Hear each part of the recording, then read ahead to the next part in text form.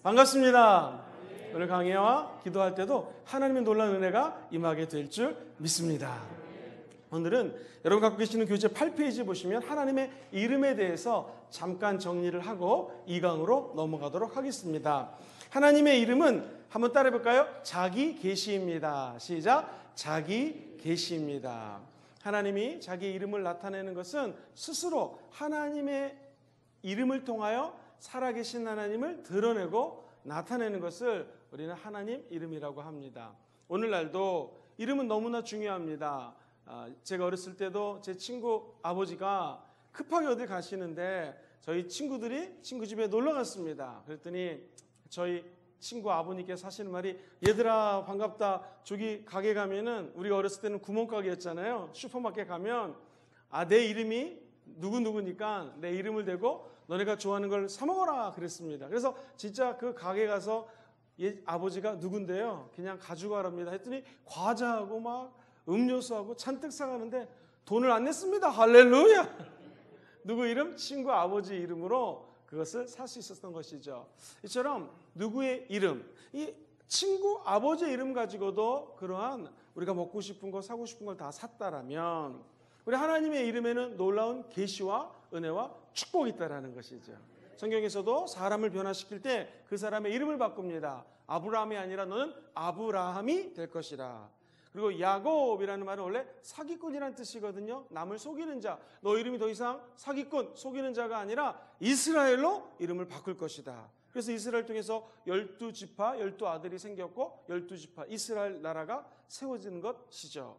사울아, 넌 더 이상 사울이 아니라 바울로 이름을 바꾸라 라고 신약성경에도 이름 바꾸는 장면이 나오게 됩니다. 바라기는 저와 여러분들이 오늘 기도하다가 우리의 이름이 김형근, 이름도 좋지만 하나님이 원하시는 이름으로 좀 바뀌어지게 되기를 주의 이름으로 축원합니다. 그러려면 먼저 하나님이 어떤 이름을 갖고 계신지를 알아야 됩니다. 많은 내용이 나오는데요, 오늘 이 내용을 한번 짧게 짚어 나갈 텐데, 이게 왜 중요하냐면 우리가 예수의 이름으로 귀신이 쫓겨나가지 않습니까? 그것처럼 하나님 이름에는 하나님을 드러내는 놀라운 힘이 있기 때문에 이 이름을 따라 기도하면 엄청난 은혜와 응답이 쏟아지게 되어 있습니다. 몇 가지 한번 살펴보죠. 먼저 구약에서 하나님의 이름입니다. 첫 번째로 엘이라고 하는 단어는 원래 하나님을 상징합니다. 하나님에 대한 고대적인 이름을 엘이라고 표현합니다. 그래서 이 하나님을 구약에서 가장 잘 나타내는 말이 엘로 시작하는 말들이 많아요. 예를 들면 한번 따라해볼까요? 엘로힘. 엘로와라고 하는 단수에 엘로힘 하면 복수가 되는데요, 이 말씀은 저와 여러분이 너무나 잘 아는 창세기 1장 1절 말씀 같이 한번 암송해 볼까요? 태초에로부터 시작합니다. 시작. 태초에 하나님이 천지를 창조하셨습니다. 그때 그 하나님이 바로 이 엘로힘이라고 하는 단어를 씁니다. 아까 제가 엘로와라고 하는 단어가 있다고 그랬죠? 요거가 단수인데 여기 복수가 바로 엘로힘입니다.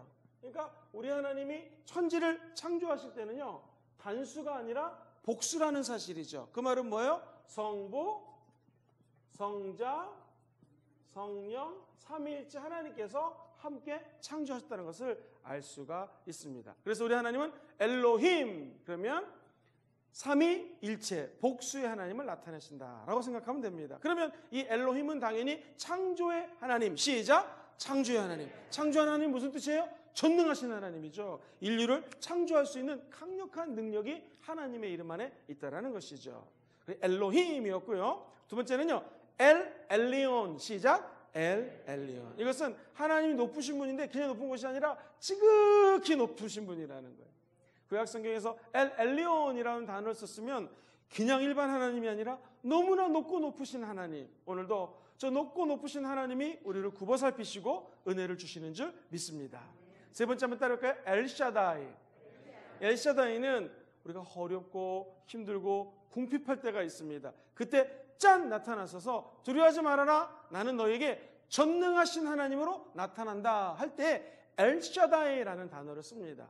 대표적으로 이 말이 쓰였던 것이 출애굽기 6장 3절인데요. 같이 한번 스크린을 보시면서 6장 3절 말씀을 한번 읽어보겠습니다. 시작. 내가 아브라함과 이삭과 야곱에게 전능의 하나님으로 나타났으나 나의 이름을 야훼로는 그들에게 알리지 아니하였다. 아브라함과 이삭과 야곱에게 무슨 하나님으로 나타났어요?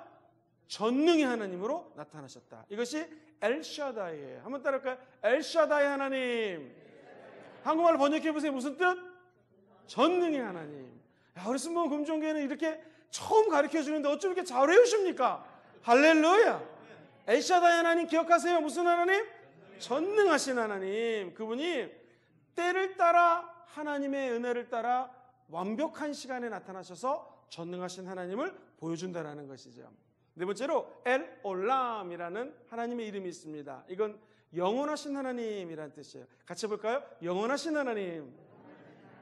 하나님의 변치 않는 성품을 나타냅니다. 우리 인간은 조변석계하지 않습니까? 아침과 저녁이 틀려요. 아니 같은 아침인데도 마음이 여러 번 바뀔 때가 있어요. 왜? 우리 인간 속에는 5만 가지 생각, 어떤 학자는 7만 가지 이상의 생각이 하루 동안 우리 머릿속에서 교차한대요. 그러니 정말 마음이 5만 번, 7만 번 바뀌는 것, 우리 인간의 모습입니다. 그런데 엘 올람이라는 뜻은 우리 하나님은 영원하신 하나님. 다시 말해서 변하신다, 안 변하신다? 변하지 않아요. 너를 향한 나의 생각은 내가 안 하니 낮은 생각이 아니라 너의 생각보다 높고 신비하고 오묘하다. 이 생각은 변하지 않으세요. 그래서 우리가 하나님의 이름을 안다라는 것은 우리가 기도할 때마다 엘 올람 하나님, 변치 않는 하나님께서 영원한 사랑으로 저를 좀 더 도와주세요 라고 할 때 그 이름을 사용하면 참 좋습니다. 그 다음에 엘이라는 이름 중에서 엘로아 한번 해볼까요? 엘로아. 이 아까 제가 했던 엘로아가 단수입니다. 하나이신 하나님. 요거의 복수가 뭐라고요? 엘로힘이라고 표현을 했습니다. 구약의 욥기에 보면은 이 엘로아라고 하는 단어가 아주 많이 쓰이는 것을 볼 수가 있습니다. 자, 여기까지 한번 하나님의 구약에 나타난 엘을 중심으로 이름을 제가 말씀을 드렸습니다. 한번 제가 한국말로 하면 여러분들이 이 히브리 말로 하나님의 이름을 맞춰보십시오. 첫 번째, 하나님은 창세기 1장 1절에 창조하신 하나님이십니다를 뭐라고 그래요? 엘로힘. 지극히 높으신 하나님을 뭐라고 그래요? 엘리온. 그리고 아까 제가 전능하신 하나님 뭐라고 그랬죠? 엘샤다이. 어쩜 이렇게 똑똑하게 잘 맞히십니까? 제가 이번에는 엘 이름을 얘기하면 우리 사랑하는 성도님들께서 한국말로 한번 번역해 보세요. 엘 올람. 영원하신 하나님, 변치 않는 하나님이라는 뜻이었죠. 엘로아, 엘로힘의 단수입니다. 한번 따라할까요? 하나님. 엘하고 똑같은 의미로 사용된다고 그랬습니다. 자, 이제 야훼라는 이름을 살펴보겠습니다. 야훼라고 하는 것은 출애굽기 3장 14절에 나는 I am that I am, 내가 바로 내 스스로 존재하는 자다라고 하는 것이 야훼입니다. 그러니까 이 야훼는 사실은 언약의 하나님을 상징해요. 그런데 목사님 질문이 있습니다. 왜 우리 순복음 교회는 여호와라고 하지 않고 야훼라고 하는 단어를 씁니까? 이 구약에서는요, 하나님의 이름을 함부로 부를 수가 없었습니다. 그래서 아까 우리가 태초에 하나님이 천지를 창조했다는 말을요, 이 히브리 말로는요, 태초에 이렇게 자음밖에 없어요. 모음을 안 씁니다. 그러니까 4개의 자음을 가지고 하나님의 이름을 갖다가 딴딴딴딴 얘기를 했어요. 근데 오랫동안 안 쓰니까 사람들이 이 이름을 외우질 못했습니다. 이름이 없어졌어요. 그래서 아까 전능하신 하나님이 내 이름이 야훼라는 것을 알려주지 않았다. 그러니까 구약에서는 하나님의 이름을 감히 부를 수 있었다 없었다? 아예 못 불렀다라는 것이죠. 그런데 그러면 이스라엘 사람들이 그럼 그러지 말고 아도나이라고 하는 단어에다가, 이게 주님이라는 뜻이거든요. 여기다가 요 자음을 집어넣읍시다 해서 정확히 이름을 발음해 보니 한번 따라해볼까요? 야훼라고 하는 발음이 나온다라는 거예요. 그래서 사람들이 그다음부터 야훼라고 하나님의 이름을 부르기 시작했습니다. 근데 H 발음이 들어가기 때문에 야훼라고 우리 순복음에서는 이야기를 하는 것이죠. 다시 말해서 우리가 자기의 이름을 제대로 부르주지 않을 때는 섭섭했습니다. 조경숙 권사님 계시는데 제가 조강석 권사님 얼마나 섭섭하겠습니까? 제 이름이 김형근이지 않습니까? 그런데 호주에 가서 제 이름을 이렇게 영어로 형이라고 쓰면은요, 발음을 못해요. 그래서 사람들이 휴양 막 이렇게 얘기합니다. 형이라는 발음을 잘 못해요. 속상하죠. 형이라는 발음을 잘해주면 참 좋겠는데, 마찬가지로 하나님도 하나님의 이름을 정확하게 불러주는 것을 좋아하시기 때문에 우리가 야훼라고 하나님의 이름을 부릅니다. 그래서 이거는 이제 신학 사전이라든가 일반적으로 번역을 할 때 야훼라는 이름으로 많이들 이미 쓰고 있습니다. 참고로 순복음에서는 옛날에 나온 책들을 보시면은 야훼라고 많이 적혀져 있어요. 근데 어떻게 야훼가 되었는가? 이 야훼를 개역 개정할 때 야훼로 쓰다 보니까 발음이 야훼가 아니라 야훼, 그러니까 신뢰가 있고 야훼가 있잖아요. 그래서 발음이 좀 야훼랑 비슷하더라 그래서 이 개역 개정의 순복음에서 성경을 사용할 때는 야훼라는 명칭으로 통일해서 사용을 하고 있습니다. 참고하시고요. 야훼라고 하는 이름을 붙여서 스스로 존재하시는 하나님, 어떤 이름이 있는지 살펴보죠. 첫 번째, 야훼 이레. 가로친 거 한번 읽어보세요. 무슨 뜻이에요? 예비하신 하나님. 우리가 너무나 잘 아는 아브라함이 순종해가지고 모리아 땅에서 독자 사랑하는 하나밖에 없는 아들 이삭을 드렸을 때 하나님이 이미 제물로 드릴 순양을 준비해 놓으셨죠. 그래서 그것을 뭐라고 그래요? 야훼 이레 하나님, 예비하신 하나님, 준비해 놓으신 하나님이라는 것입니다. 여기 계신 모든 분들이 앞길을 걱정하지 말아야 될 이유는 하나님이 모든 것들을 다 준비해 놓으시고 예비해 놓았다는 것을 믿어야 되는 것이죠. 우리 하나님은 야훼 라파 하나님, 무슨 뜻인가요? 치료하시는 하나님. 그래서 우리가 기도할 때 야훼 하나님 치료해 주세요, 이것도 좋지만 성경의 언약을 따라 기도한다는 관점에서는요, 야훼 무슨 하나님? 라파 하나님. 사랑하는 성도님들, 제가 모세라고 가정해 보세요. 이스라엘 백성들을 데리고 드디어 광야 땅에 도착했습니다. 그런데 너무나 목이 마른 거예요. 광야는 물이 없잖아요. 그때 갑자기 이 물이 나타났나 해서 르비딤이라는 곳에 지나고 드디어 물이 있는 생수가 있는 곳으로 도착을 했습니다. 그래가지고는 사람들이 물을 탁 마셨는데 이게 웬일입니까? 물이 너무나 달았다 썼다라는 거예요. 그러자 모세에게 불평하기 시작합니다. 모세야, 저 애굽에 있을 때는 마실 물도 있었고 고기도 있었고 행복한데 물이 없어서 죽겠다라고 하니 모세가 원망하지 않고 부르짖어 기도하니, 시작! 모세가 원망하지 않고 부르짖어 기도했다고 그랬어요. 그러니까 우리가 똑같은 인생의 쓴물을 만났을 때 어떻게 해야 돼요? 원망하면 아무 기적이 안 일어납니다. 기도하셔야 돼요. 기도했을 때에 하나님이 갑자기 말씀하십니다. 너는 이 쓴물이 변하여 단물이 될 수 있도록 여기 나무 막대기를 하나 던져라 했습니다. 그래서 모세가 하나님 말씀에 순종해가지고 막대기를 던졌더니 세상에 그 쓴물이 변하여 어떻게 됐어요? 단물로 변했다라는 것이죠. 오늘 인생의 쓴물이 변하여 단물로 변하게 되기를 주의 이름으로 축원드립니다. 이 막대기는 뭘 상징하는가? 우리가 잘 아는 것처럼 예수 십자가를 의미합니다.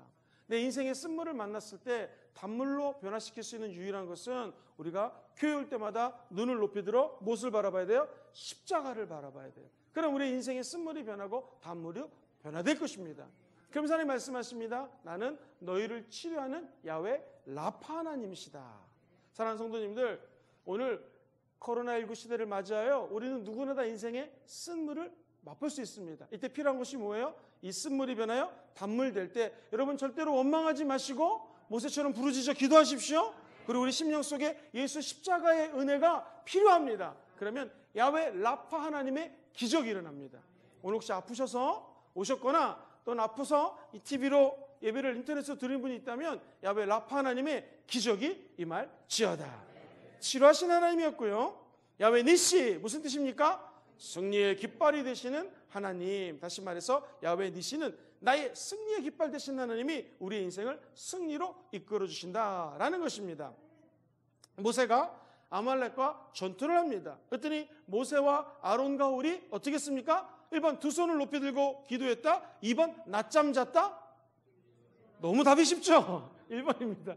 기도하자 막 여호수아가 나가서 싸웠더니 승리했다라는 거예요. 그러면 야훼 니시 하나님은 어떻게 하실 때 우리에게 승리를 안겨주신다? 두 손을 높이 들고 기도할 때 하나님 반드시 승리로 이끌어 주실 것입니다. 야훼 샬롬 무슨 뜻이죠? 평강의 하나님. 우리나라가 6.25 전쟁과 너무나 어려운 일이 많았기 때문에 아침에 일어나면 아버님께 어떻게 인사드렸어요? 밤새 평안하셨습니까? 마찬가지예요. 이 이스라엘도 너무나 많은 어려움과 환난과 곤고함이 있었기에 복 중에 제일 큰 복이 무슨 복이에요? 평안의 복이에요. 샬롬. 그래서 신약 성경에도 보면은 하나님 아들 예수 그리스도의 은혜와 평강이 너에게 있기를 원하노라. 이런 말씀이 무지 많이 나와요. 한번 따라볼까요? 은혜와 평강. 솔직히 많은 사람들이 복을 달라고 기도하는데 복 중에 제일 큰 복이 뭐냐면 마음의 평강입니다. 그리고 하나님 주시는 은혜로 살아가는 게 최고의 복인 줄 믿습니다. 초등학교 2학년 아이들이 대화하는데 제가 들었어요. 여의도 순복음교회에서 일을 할 때 한 아이가 목사님 아들이었고요. 한 아이는 이제 아버지가 조금 사업을 하시는 좀 부자예요. 그러니까 이 부자 아들이 얘기합니다. 야, 너네 아버지 목사님이지? 야, 그 목사님도 월급이 작은데 어떻게 사니? 그러니까 초등학교 2학년이가 이렇게 얘기하더라고요. 우리 은혜로 살아? 그러더라고요. 제가 그 얘기를 들으면서 맞다. 시간이 한참 지났습니다. 사업하시는 분들은 알겠지만 사업이 맨날 승승장구합니까? 그렇지 않죠. 잘 될 때도 있고 안 될 때도 있죠. 그런데 이 목회자라고 하는 것은 그냥 은혜로 살지 않습니까? 나중에 사업하시면 좀 안 되게 되었어요. 그러니까 거꾸로 나중에 4학년쯤 돼가지고 그 목사님 아들이 물어봅니다. 야, 너희 아버님 사업이 어렵다 그러는데 어떻게 좀 잘 지내니? 그때 그 4학년짜리가 그러더라고요. 우리도 이제 은혜로 살기로 했어. 그러더라고요. 네, 그렇습니다. 물질이 있건 없건 명예가 있건 없건 우리는 뭘로 살아요? 은혜로 살아요. 그럼 마음이 평강해진다는 거예요. 저와 여러분들이 이 야훼 샬롬 평강의 하나님의 은혜를 늘 체험하시기를 주의 이름으로 축원드립니다. 그 다음에 야훼 라하라고 하는 단어가 있어요. 10페이지 제일 위에죠. 무슨 뜻이에요? 목자이신 하나님. 제가 몇 번 설교할 때 말씀드렸지만 목자는 저와 여러분들을 절대로 버리지 않는 것은 목자가 우리를 올바른 의의 길로 인도해 주시기 때문에 그렇습니다. 목자가 하나님이시면 내게 부족함이 없다라는 것이죠. 자, 그다음에 6번째 야훼 찌드케누라는 단어가 있습니다. 무슨 뜻일까요? 의가 되시는 하나님. 이 의롭다고 하는 것은 제가 늘 강조를 했죠. 참 재밌어요. 한자가 오를 의자를 쓸 때 이 양양자를 쓰고 나자를 옆에 쓰게 됩니다. 그러면 오를 의자가 되거든요. 뭘 상징합니까? 보라, 세상죄를 짊어지고 하는 하나님의 어린 양 대신 예수 밑으로 내 자아가 쏙 들어가면 의인이 된다는 거예요. 그러니까 실제로 의롭게 된다는 것은 완전히 나의 의지와 나의 힘이 아니라 누구 은혜예요? 예수 그리스도 하나님의 아들 그분의 은혜로 의인이 된다는 것이죠. 그렇다면 야훼 찌드케누 하나님, 의로우신 하나님, 저 여러분들이 믿는다면 오늘부터 기도하실 때 나는 의인 될 수 있는 자격 요건이 하나도 없지만 야훼 찌드케누 하나님, 예수님 때문에 의롭게 하셨사오니 오늘도 우리가 의로운 인생길을 갈 수 있도록 좀 도와주시옵소서 라고 기도하면 우리 하나님은 저 여러분들의 목자이기 때문에 의의 길로 인도해 주실 줄 믿습니다. 칠판을 좀 지워주시고요. 그 다음에 야훼 샴마, 거기 계시는 하나님이라는 뜻인데요. 이건 중요하니까 같이 한번 우리 10페이지 7번째 야훼 샴마 읽어봅시다. 시작.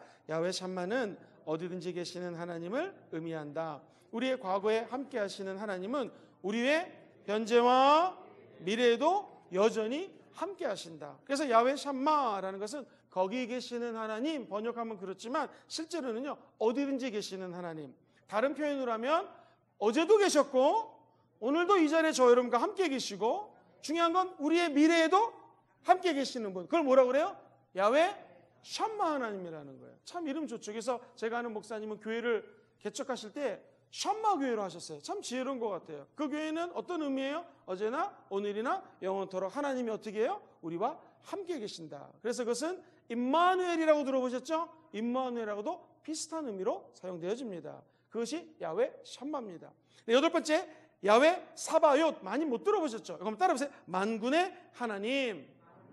정확하게 얘기하면 천군의 군대라는 것이에요. 야훼 샤밧, 천군과 천사라는 말처럼 하나님이 우리들에게 천군을 보내주셔서 한 사람 한 사람들을 보호해주는 천사가 지켜준다는 거예요. 지금 눈에는 보이지 않지만 천사가 우리 믿는 사람들을 도와줍니다. 그래서 원래 우리는 천사보다 못한 사람으로 창조되었지만 이제 하나님이 자녀가 된 사람들은 한번 아멘 해볼까요? 우리 주변에 뭐가 우리를 지켜주고 있어요? 천군과 천사가. 누구 때문에? 하나님 때문에 지켜준다는 거예요. 제가 재미있는 얘기 드릴게요. 하나님의 은혜로 호주에 유학을 가서 사는데 호주 시내 한복판에 어떤 자매가 이렇게 여자분이 지나가는데 중국 사람이에요. 우리 이제 청년들이 볼 때는 그렇게 예쁘지가 않아요. 근데 남자 2명이 막 졸졸 쫓아다니는 거예요. 야, 아니 우리나라 사람이 보는 그 예쁜 것과 중국 남자가 보는 게 좀 틀린가? 그래가지고 이제 이렇게 봤는데 나중에 알고 봤더니요. 중국 공산당 중에서 굉장히 높은 집 딸이 온 거예요. 그때 세상이 그때는요. 벌써 20몇 년 전이니까요. 그 공안 당국 중에서 보디가드를 2명 보낸 거예요. 그래가지고 막 졸졸졸졸 따라다니더라고요. 아무도 이 여자를 꼬실 것 같지가 않은데 무술을 무지무지 잘하는 두 명의 남자들이 막 쫓아다니는 거예요. 나 저렇게 그때 느낀 것이 있습니다. 야, 중국에서는 자기 딸을 보낼 때 이 두 명의 보디가드를 보내는구나. 높은 사람이. 자, 그렇다면 저와 여러분들은 비록 우리 부모님들이 무슨 뭐 대통령이 아니어도 국회의원이 아니어도 상관없어요. 큰 회사 회장님 아니어도 상관없어요. 저와 여러분들이 이제 우리 아버지가 누구예요? 하나님이잖아요. 그렇다면 눈엔 보이지 않지만 영적으로 하나님이 천군과 천사로 저와 여러분들을 보호해주는 거예요. 그럴 때 쓸 수 있는 단어가 뭐예요? 야훼 사바옅, 즉 만군의 하나님이라는 뜻입니다. 자, 이제 제가 야훼라는 이름으로 8가지를 말씀을 드렸습니다. 나중에 기도할 때 이 야훼의 이름을 따라서 기도하면 큰 힘이 일어납니다. 예를 들면 목사님 요즘 영적 전쟁하는데 너무너무 힘들어요. 깃발 되신 하나님, 승리 되신 하나님이 필요합니다. 그럼 뭐라고 기도하세요, 우리 집사님? 야훼 니시 하나님. 목사님 요즘에 내 마음속에 평강이 필요해요. 뭐 어떻게 기도해요? 야훼 샬롬 하나님. 그 다음 아까 제가 말씀하셨죠? 우리 하나님은 어제나 오늘이나 영원토록 임마누엘 하나님 같이 계셔요. 뭐라고 그래요? 샴으로 시작해요. 야훼 샴마 하나님. 이런 식으로 야훼의 이름을 불러가면서 기도하면 정말로 큰 은혜가 임하게 됩니다. 왜냐하면 하나님 이름에는 언약이 있기 때문에 그래요. 시간 관계상 빨리 지나갑니다. 한번 따라하세요. 아도나이, 주인 또는 주님이라는 거예요. 하나님이 세상 천지 만물의 주인이 되시고 이 우주를 소유하신 분이 누구세요? 하나님입니다. 할 때 우리가 뭐라고 그래요? 아도나이 하나님이라고 합니다. 기억하시고요. 아도나이. 이제 신약으로 넘어가겠습니다. 지금까지는 구약에서 하나님 이름을 살펴봤다면 신약에서는요. 한번 따라해보세요. 데오스. 이 데오스라고 하는 단어는 헬라어예요. 데라고 하는 단어를 먼저 쓰고요. 데오스라고 하는 단어를 쓰는데 이 단어라 해서 영어로 표기하면 데오스라는 단어로 표할 수가 있어요. 이거는 이제 하나님이라는 뜻인데요. 이 단어에서 나온 말이 theology라고 하는 단어예요. theology는 신학이라고 하는 뜻이에요. 신학. 하나님에 대한 학문이 요 theology라고 그래요. 다 요 데오스에서 나온 것입니다. 그러니까 데오스 이 말은요. 엄격하게 얘기를 하면 내가 하나님 안에 쏙 들어갔을 때에 하나님이 은혜가 우리 가운데 임한다라는 거예요. 영어를 보면 열심, 열정, 막 기도 열심히 하고 이런 거 있잖아요. 그것을 enthusiasm이라는 단어를 쓰거든요. enthusiasm. 이 단어는 뭐냐면 이 데오스라는 단어랑 연결이 돼요. 그러니까 우리 안에 열정이 회복되기 원하시는 분들은 한번 아멘 해볼까요? 어디로 들어가야 돼요? 이게 n이라는 것이 in이라는 뜻이거든요. 하나님 안에 들어가면 다시 한번 우리 마음속에 열정이 회복되는 거예요. 그러므로 저 여러분들이 이 성경 공부를 하는 이유가 무엇인가? 다시 한번 열정이 회복되기를 주의 이름으로 축원합니다. 논리적으로 이성적으로는 어떻게 해요? 누구 안에 들어갈 때? 데오스, 하나님 안으로 샥 들어가면 다시 한번 내 마음속에 거룩한 열정이 회복된다는 거예요. 그러므로 열정은 어떤 조직 안에 들어간다? 내가 무슨 학위를 땄다? 뭐 내가 어떤 간절히 원했던 사모했던 사람을 만났어요. 그 사람을 만났다고 열정이 생기는 거 아니에요. 그거는 금세 식어져요. 지속적으로 뜨거운 열정은 누구 안에 들어갈 때? 하나님 할 때. 그래서 그 하나님을 우리는 데오스라고 하는 단어를 사용한다. 기억하시고요. 그 다음에 퀴리오스. 시작. 예수님을 가르칠 때 나의 주 할 때 퀴리오스 단어를 많이 사용합니다. 참고로 하나 알아두시죠. 퀴리오스. 그 다음에 여러분이 가장 좋아하는 우리 신약에 나오는 하나님 아버지의 이름이 있습니다. 아바 아버지. 개역개정에는 뭘로 바뀌었어요? 아빠 아버지. 저는 개인적으로 제일 좋아하는 말이에요. 이제 하나님은 우리의 누가 됐어요? 아버지, 아빠가 됐다라는 거예요. 한번 따라볼까요? 하나님은 아저씨가 아니라 아버지십니다. 저와 여러분들이 보호받을 수 있는 이유는 뭐예요? 하나님은 우리의 누가 되셔요? 아버지가 되시기 때문에 그래요. 얼마나 감사합니까? 그래서 그것을 신약에서는 아바 또는 아빠라고 표현을 합니다. 사랑과 은혜가 무한하신 우리 하나님의 은혜가 여러분과 함께하기를 주의 이름으로 축원드립니다. 자, 지금까지 제가 하나님의 이름에 대해서 정리를 해드렸습니다. 이제 하나님의 계시 아주 중요한 부분으로 넘어가겠습니다. 이 계시는 일반 계시와 특별 계시가 있어요. 한번 따라볼까요? 일반 계시, 특별 계시. 자, 먼저 계시의 의미에 대해서 말씀을 드리겠습니다. 계시라는 것은 아포칼립시스라고 하는 단어를 쓰는데 한번 저를 보시겠습니까? 이 계시가요. 우리 마스크 쓰고 있잖아요. 제가 성도님들이 쫙 앉아 계셨을 때 마스크 안 끼고 계시면 정말로 얼굴을 잘 기억을 합니다. 그런데 마스크를 끼고 계시니까 이게 긴가민가할 때가 많이 있어요. 특별히 우리 죄송합니다만 여성 성도님들은 50대 60대가 넘으면 거의 헤어스타일이 거의 다 비슷합니다. 그러니까 왜 누가 누군지 헷갈릴 때가 많아요. 그런데 마스크만 딱 벗으면 우리 천문승 권사님, 누구 권사님 딱 알 수가 있거든요. 그것처럼 구약에서 이렇게 얼굴에다가 베일이라고 그러거든요. 수건을 쓰였어요. 초대교회 성도들, 특별히 여성 성도들은 이 수건을 쓰고 예배를 드렸습니다. 자, 그렇다면 고린도 교회 성도들에게 여자들은 수건을 쓰고 예배를 드려라. 그거 왜 그랬을까요? 여자들이 남자들보다 더 하등하기 때문에 결코 아닙니다. 그게 뭐냐면 고린도라고 하는 지역이 너무나 음란했어요. 방탕했어요. 그러니까 성도들이 모여서 예배 드릴 때 그 성소에 여자들이 예를 들면 하나님을 믿지 않고 이방신을 숨기는 우상을 섬기는 신당에 여자들이 몇백 명이 근무를 했는데 그 사제라고 일컫는 여자들이 다 몸을 파는 거였어요. 그러니까 사람들이 와가지고는 제사를 드립니다 시고는 와가지고는요 제사는 관심이 없고 거기에 있는 여자 일을 하는 종교직을 갖고 있는 여자들과 성적인 관계를 맺는 것이 사실은 그 종교자들이 하는 거였다는 말이에요. 그 정도로 음란하고 방탕한 고린도 지역에 여자분들은 뭐를 쓰고 하라? 수건을 쓰고 하라. 이 말은 우리 기독교 공동체는 당신들이 알고 있는 일반 우상과 사신을 섬기는 저 종교 집단하고는 틀립니다 라는 맥락으로 여성 성도들의 정숙성을 사용하는 거예요. 상징하는 거예요. 그러니까 이 베일, 수건을 벗으면 누가 누군지를 확 알 수 있겠죠. 이 대목에서 하나 또 얘기 드리겠습니다. 그럼 초대교회는 여자들이 자꾸 수건 쓰고 남자에게 순종하라 그래갖고 여자들이 지위가 낮았을까? 그렇지 않습니다. 당시 2000년 전에 그 당시의 교회 상황을 연구한 그 학자들의 견해에 따르면은요, 여자 성도들이 기도를 했는데 그때 여자 성도들이 기도했던 것이 1번 대포기도였다, 2번 방언기도였다. 뭐였을까요?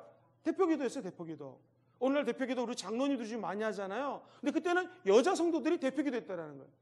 또한 여자 성도들이 프로페사잉, 한국말로 하면은 예언을 했거든요. 그 예언은 미래 일을 예언하는 것이 아니라 설교였어요, 설교. 여자분들도 초대교회에서는 설교했다 안 했다? 했다라는 거예요. 그럼 설교하고 대표기도 했다. 그러면 일반적으로 알고 있는 초대교회 여성들의 포지션이 위치가 낮은 게 아니었다라는 거예요. 그래서 여성들이 이 베일을 썼다, 수건을 썼다 이거 오해해가지고 남자보다 더 낮은 위치다. 결코 그렇지 않습니다. 근데 중요한 건 베일을 벗으면 누가 누군지를 짠 아는 것처럼 이거 하나님을 revealed, 계시하다, 아포칼립시스, 시작! 아포칼립시스라고 하는 것은 수건을 가렸던 곳이 샥 열리게 되면 그 사람이 누군지 알 수 있다 없다? 알 수 있는 거 있죠. 그 상태를 의미합니다. 그렇다면 하나님이 우리에게 계시해 주셨다, 하나님이 어떤 분이신지를 이 수건을 벗기고 우리에게 알게 해주셨다는 거랑 똑같습니다. 그런 의미에서 성령님이 얼마나 감사하고 좋으신 분인가. 고린도 전서 2장 9절로 10절에 보면은 하나님의 계시를 성령이 도와준다는 메시지가 있어요. 같이 한번 읽어볼게요. 고린도전서 2장 9절로 10절 시작. 기록된 바 하나님이 자기를 사랑하는 자들을 위하여 눈으로 보지 못하고, 자 10절도 읽어볼까요? 혹시 있으면 시작. 오직 하나님이 성령으로 이것을 우리에게 보이셨으니 성령은 모든 것 곧 하나님의 깊은 것까지도 어떻게 하세요? 통달하시느니라. 오늘 성령님이 우리 눈에는 보이지 않고 잡히지 않지만 하나님이 어떤 분이신지를 reveal, 계시, 아포칼립시스 해주신다라는 거예요. 그러므로 하나님의 계시받기 원하시는 분들은 아멘 해볼까요? 성령님 의지하시면 됩니다. 하나님의 모든 깊은 것도 통달하고 계시는 성령님의 도우심을 받기를 주의 이름으로 축원드립니다. 그러니까 구약시대에는요 하나님을 만나는 게 하늘의 별따기죠. 왜? 하나님 계시하지 않으면 만날 수가 없었거든요. 근데 지금은 누구나 다 성령을 통하여 하나님의 계시를 받을 수 있다는 것입니다. 자, 목사님, 계시의 목적이 무엇입니까? 12페이지 밑에서 네 번째 줄, 하나님께서 시작. 하나님께서 자신과 그의 나라를 인간들에게 어떻게 하시려고요? 알리시는 게 목적이라는 것입니다.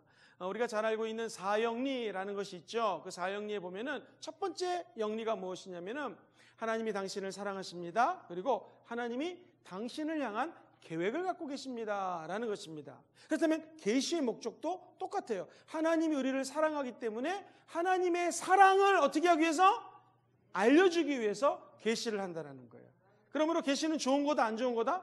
좋은 거예요. 하나님의 사랑을 알 수 있으니까. 그러니까 이제부터는 신학을 조금 이제 여러분들이 평신도 신학을 공부했으니까 좀 멋있게 표현하려면 이렇게 돼요. 하나님 계시의 목적이 하나님의 사랑을 알려주는 거 아니십니까? 그렇다면 저에게도 하나님의 사랑을 어떻게 해주세요? 계시해 주세요. 라고 얘기해도 나쁘지 않습니다. 그런데 이게 계시를 잘못 알면 엉뚱한 데로 빠질 수가 있어요. 그죠? 그래서 이 계시를 정확하게 아셔야 됩니다. 자, 그렇다면 계시의 필요성이 있습니다. 한번 13페이지 제 위를 보십시오. 계시는 인간이 하나님에 대한 지식을 알기 위해서 필요하다. 시작. 계시는 인간이 뭐에 대한 지식? 하나님에 대한. 자, 그 밑에 줄 보시면 시간과 공간의 지배를 받는 존재로 지음받은 인간은 시간과 공간을 초월하시는 존재. 그분이 누구예요? 하나님을 알기 위해서 계시가 필요하다는. 예를 들어보겠습니다. 어제는 저와 여러분들에게 과거였습니다. 그리고 오늘 저와 여러분들이 다니엘 기도 이틀째를 맞이해서 모여 있습니다. 그리고 내일은 우리에게는 뭐예요? 미래지 않습니까? 그런데 성경에 보면은 우리 하나님 여기 하늘에 계시다 그랬어요. 세오스. 하나님이 위에 계시면 하나님은 어제나 오늘이나 영원토록 어떻게 하세요? 동일하신 분이에요. 그러면 저와 여러분들은 어제는 과거요, 오늘은 현재고 내일은 미래지만, 자, 눈을 살짝 들어서 이 땅에 우리가 지금 부산 북구죠. 북구에 있는 화명동에 위치한 이곳이 아니라 눈을 들어 영적인 영안을 들고 하나님의 계시를 바라본다면 하나님은 지금 보좌에 앉아 계시고, 하나님 보좌 우편에 누가 계세요? 예수님이 계시고, 그 예수님과 함께 앉아서 저희들이 죽은 즉 다시 살리셨고 보호자 우편에 함께 앉으셨다라는 말씀에 따라 저 여러분들이 이 보호자 우편에 계신 하나님께, 예수님께 가기만 하면 우리와 하나님과 함께 미래를 볼 수 있다는 거거든요. 그러면 목사님, 어떻게 내가 하나님께로 올라갈 수 있겠습니까? 한번 따라해보세요. 예배. 하나님 계시를 받는다는 건 예배예요. 예배를 통해서 하나님께 사닥다리가 연결되면 천군과 천사가 오락내락을 봤던 것을 누가 봤습니까? 야곱이 봤던 것처럼 하나님께 돌단을 쌓고 예배를 드리는 자리, 제사를 드리는 자리에는 하나님의 임재가 있어요. 그래서 영어로 presence라고 그러거든요. 하나님의 임재가 있는 곳에 하나님의 계시가 있는 거예요. 하나님의 임재는 어떻게 체험해요? 하나님께 예배 드릴 때 체험한다는 거예요. 그래서 오늘 이렇게 예배 드리는 거 아무것도 아닌 것 같지만 성령이 임재하시고 하나님 보호자 우편에 계신 예수와 함께 우리의 미래를 바라볼 수 있다는 거예요. 그러면 요게 뭐냐면 사람들이 얘기하는 비전이에요. 비전. 당신은 비전이 무엇입니까? 순복음 금종교의 비전은 무엇입니까? 그거는 이 땅에서 내 생각대로 판단하는 나의 꿈과 야욕과 욕심이 아니라 내가 진정한 의미로 예배를 드렸을 때 하나님과 함께 내 미래를 바라보는 것, 이걸 뭐라고 그래요? 비전이라고 그래요. 오늘 저와 여러분들이 하나님의 계시를 받고 비전 받게 되기를 주의 이름으로 축원드립니다. 목사님, 기왕이면 사닥다리보다는 에스칼레이터 타고 이렇게 쭉 올라가는 게 더 좋지 않겠습니까? 그럼 어떻게 기도하면 될까요? 통성으로 너는 내게 부르짖어 기도하라. 내가 내게 응답하겠고 그거 은밀한 일을 보이리라. 그러니까 그건 뭐예요? 통성으로 기도할 때 우리는 더 빨리 올라갈 수 있습니다. 목사님, 그것보다도 에스칼레이터보다도 엘리베이터가 더 빠릅니다. 어떻게 하면 되겠습니까? 저는 때로는 금식 기도하고 하나님께 간절히 모든 것들을 맡기고 작정 기도할 때 하나님께 강력하게 올라갈 수 있다는 거예요. 그러니까 우리가 다니엘 21일 기도를 왜 해요? 천천히 주일날마다 공부할 수 있지만 그냥 몰아서 하는 경우는 뭐예요? 정말로 순복음 스타일대로 부르짖어 기도하기 위해서입니다. 그리고 엘리베이터 타고 샥 빨리 올라가기 위함이에요. 그러므로 21일 동안 끝까지 말씀 공부 함께 하셔서 샥 올라간 다음에 주님과 함께 비전을 바라보시게 되기를 주의 이름으로 축원드립니다. 우리 인간은 제한적인 인생을 살아요. 유한한 인생이에요. 그런데 하나님은 따라볼까요? 초월적인 존재. 우리 인간은 유한한 존재. 근데 하나님은 왜 계시를 해줘요? 초월적인 하나님이 유한한 인간들에게 하나님의 모습을 보여주기 위해서 계시해 주신다는 거예요. 오늘 그 은총이 함께하기를 주의 이름으로 축복합니다. 계시의 종류는 아까 제가 일반 계시가 있고 그 다음에 뭐가 있다고 그랬어요? 특별 계시가 있다고 그랬습니다. 자, 일반 계시 정리해 드립니다.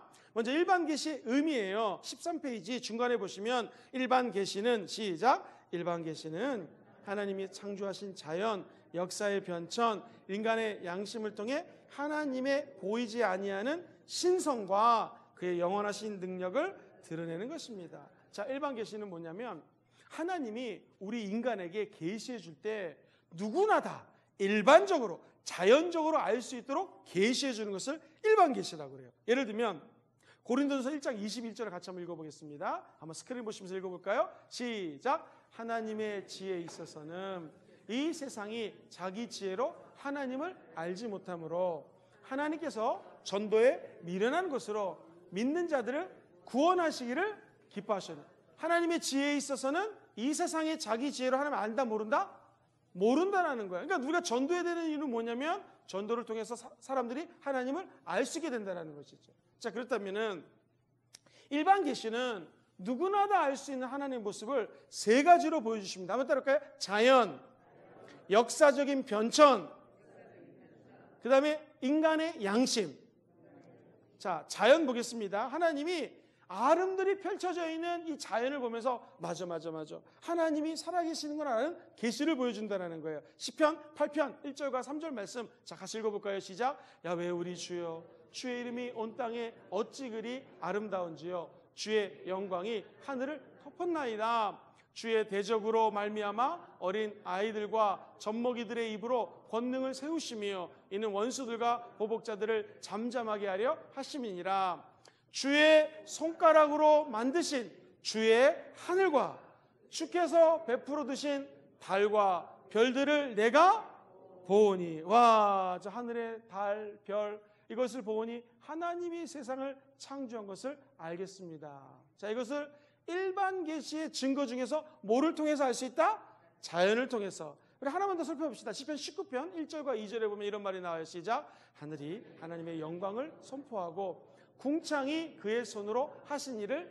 궁창은 하늘이거든요. 자, 2절 시작. 날은 날에게 말하고 밤은 밤에게 지식을 전하나니. 하나님은 무수하고 다양한 만물의 질서, 아름다운 자연을 통하여 하나님의 신성, 신비로움과 하나님의 은혜를 나타냈다라는 거예요.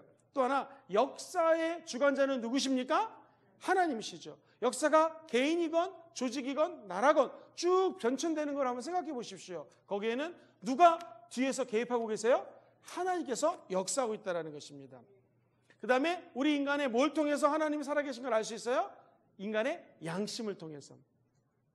제가 옛날에 대학교 다닐 때 벌써 30년 전이네요. 심리학 시간인데 지금도 잊히지가 않아요. 심리학 개론이라는 시간에 교수님께서 비디오를 보여주셨는데요. 이런 공간에 이 아이들 갖다 이렇게 앉혀놓고요. 선생님이 이야기하십니다. 예, 여기 초콜릿이 맛있는 게 있는데 너 선생님 잠깐 나갔다 올 테니까 이거 절대로 먹으면 안 돼. 알았지? 그래서 선생님 나가셨습니다. 여기는 카메라가 이렇게 설치되어 있어서 이 아이가 하는 행동이 다 보여요. 그런데 얼마나 귀여운지 꼬마 아이들이요. 정말 맛있게 예쁘게 생긴 초콜릿을 먹을까 말까. 어떤 애들이 그걸 먹었어요. 어떤 애들 딱 한 명, 대부분이 먹었는데 어떤 아이는 먹을까 말까 꾹 참고 안 먹었어요. 너무 웃긴 게 선생님 딱 다시 등장해가지고 너희 초콜릿 먹었니 안 먹었니 그랬더니 먹은 아이들은요 얼굴이 울그락불그락해지는 거예요. 안 먹으라니 끝까지 안 먹었습니다. 자신 있게 얘기를 하는 거예요. 우리가 알 수 있는 건 뭐예요? 아이들 마음속에 뭐가 있다? 양심이 있기 때문에 그 양심을 드러내기도 하고 안 드러내기도 한다는 것이죠.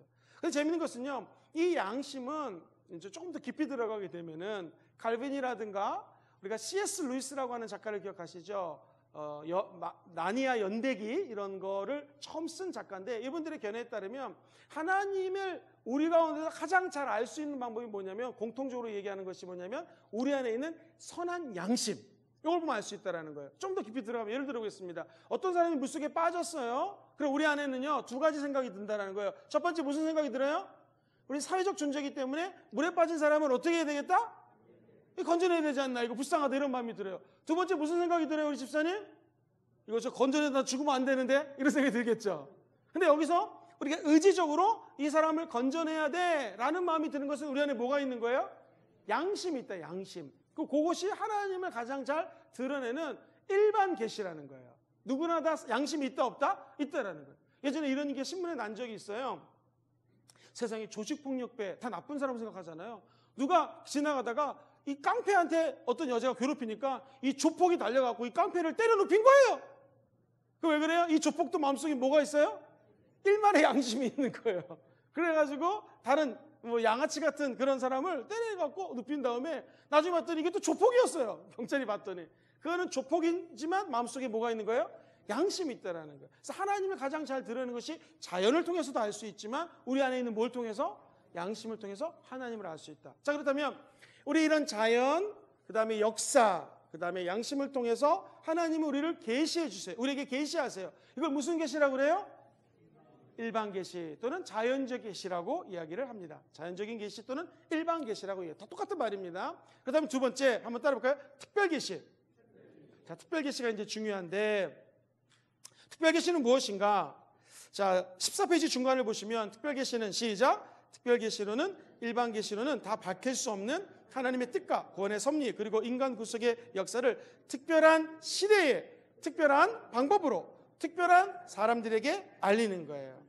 예를 들면 사도행전 17장 27절 보면 이런 말씀이 나와요. 같이 한번 읽어볼게요. 시작. 이는 사람으로 혹 하나님을 더듬어 찾아 발견하게 하려 하심이로되 그는 우리 각 사람에게 멀리 계시지 아니하시다. 자, 하나님 우리에게 나타내기를 원하세요. 특별하게 우리에게 하나님의 살아계심을 드러내기를 원하신다는 이걸 특별 계시라고 그래요. 특별 계시가 가장 중요한데 자, 골로새서 1장 15절에 이렇게 말씀을 하십니다. 같이 읽어보죠. 시작. 그는 보이지 아니하시는 하나님의 형상이요 모든 피조물보다 먼저 나신 분이에요. 그분이 누구세요? 예수님이라는 거예요. 예수님 보이신다 안 보이신다? 잠깐만 더 올려주세요. 예수님은 아예 보이지 않아요. 근데 그 보이지 않은 하나님의 무엇이다? 형상이라는 거예요. 그러니까 예수님은 특별 계시의 가장 주관자가 되시고 핵심이 된다는 거예요. 이게 하나님은 누구를 통하여 자기를 가장 잘 특별하게 계시해 주셨다? 정답? 예수님을 통하여. 그래서 디모데후서 3장 15절로 16절은 이렇게 이야기를 합니다. 시작. 또 어려서부터 성경을 알았나니 성경은 능히 너로 하여금 그리스도 예수 안에 있는 믿음으로 말미암아 어떻게 해요? 구원에 이르는 지혜가. 성경 말씀은 결국 누구를 드러낸다? 예수를 드러낸다는 거예요. 마틴 루터가 그런 말을 했습니다. 성경책을 쥐어짜 보십시오. 그럼 여기 성경책에서는 예수님의 피가 뚝뚝뚝 흘러내릴 것입니다. 마찬가지입니다. 예수님이 특별 계시의 가장 핵심이 되시고 그리고 그 특별 계시를 가장 잘 담고 있는 것이 무슨 책이에요? 성경책이다라고 생각하시면 됩니다. 자, 제가 특별 계시 특징에 대해서 한 3분 동안 요약을 해드리겠습니다. 이 특별 계시하면은 역사성을 운운하곤 하는데 쉽게 설명하면 그렇습니다. 아까 창세기 1장 1절에 보면은 태초에 하나님이 천지를 어떻게 하셨어요? 창조하셨죠. 그 창조하실 때 인간을 가장 나중에 창조하셨어요. 아담과 하와를 창조하시고 자, 아담과 하와로부터 아브라함까지를 약 2000년의 역사를 봅니다. 아브라함으로부터 예수 그리스도가 온 것을 우리는 또 2000년 역사라고 얘기합니다. 합치면 구약의 역사는 총 몇 년이에요? 4000년 정도의 역사를 갖고 있습니다. 자, 그렇다면 하나님은 이 구약 시대에는 어떻게 하나님을 계시했을까요? 구약에 나오는 천사들은 예수 그리스도를 의미합니다. 아브라함아, 야곱아, 이사가, 사무엘아, 엘리야야, 엘리사야 이렇게 하나님은 아주 특별한 장소에 몇몇 사람들에게만 하나님의 살아계심을 계시했다는 거예요. 그런데 이 하나님의 특별한 계시를 가장 정점에 가장 극대화시키고 가장 아름답게 펼치신 것이 어떤 특별 계시예요? 이 땅에 누구를 보내주셨어요? 예수님을 이 땅에 보내주셨어요. 3년 반이라고 하는 공생의 기간을 사셨어요. 이것이 가장 중요한 하나님의 아들 예수를 통해서 하나님을 계시하신 거예요. 뿐만 아니라 예수님은 장사한 지 며칠 만에 부활하셨어요? 3일 만에 부활하시고 그 다음에 하늘 어떻게 하셨어요? 승천하시고 우리 예수님을 승천하신 하나님께서 우리에게 누굴 보내주셨어요? 보혜사 성령을 보냈죠. 초대교회 임했던 성령 하나님, 성령의 역사하심을 통해서 하나님이 또 한 번 극렬하게 역사하시고 계시했다라는 것이죠. 그리고 이제는 여러분은 누구에게나 2021년 누구에게나 성령 하나님이 계시할 수 있다라는 거예요. 이것을 한번 따라해볼까요?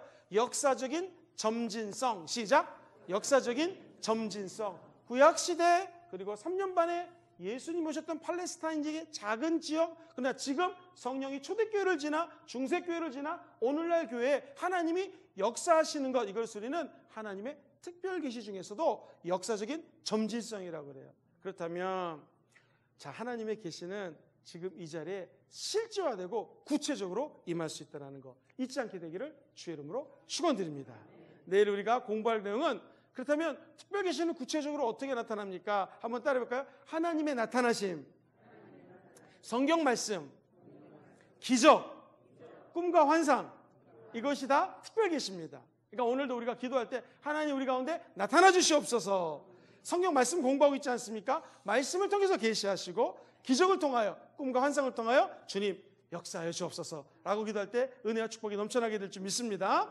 제가 계시에 대해서 잠깐 정리해 드리겠습니다. 목사님, 계시의 의미가 무엇입니까? 제가 아까 수건을 가렸는데 수건은 어떻게 했습니까? 샥 들어올린 것이 계시라고 그랬어요.